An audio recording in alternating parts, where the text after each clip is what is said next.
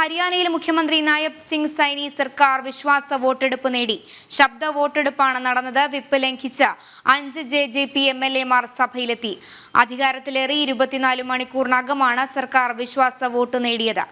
വിവരങ്ങളുമായി ഗൗതം അനന്തനാരായണൻ ചേരുന്നുണ്ട്. ഗൗതം, ഇപ്പോൾ BJPയുടെ ഒരു ശക്തി തന്നെ തെളിയിക്കുന്ന രീതിയിലാണ് ഇത്തരത്തിൽ BJPക്ക് അനുകൂലമായി MLA-മാരടക്കം ഒപ്പം എത്തിയിരിക്കുന്നു.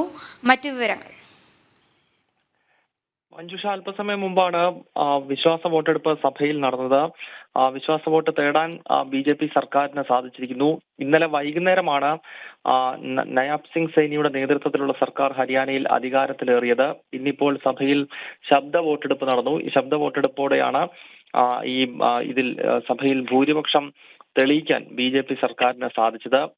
ഒപ്പം ജനനായക് ജനതാ പാർട്ടിക്കകത്ത് വലിയ തോതിലുള്ള ഭിന്നതയ്ക്കും ഈ ഫ്ലോർ ടെസ്റ്റ് വഴിവെച്ചിരിക്കുകയാണ്. രാവിലെ JJP MLA-മാർക്ക് നൽകിയ വിപ്പ് MLA-മാർ ഇന്നത്തെ വോട്ടെടുപ്പിൽ പങ്കെടുക്കരുത് എന്നുള്ളതായിരുന്നു. എന്നാൽ ഇത് ലംഘിച്ച് 4 JJP MLA-മാർ ഇന്ന് നിയമസഭയിൽ എത്തിയെന്നത് ശ്രദ്ധേയമായി.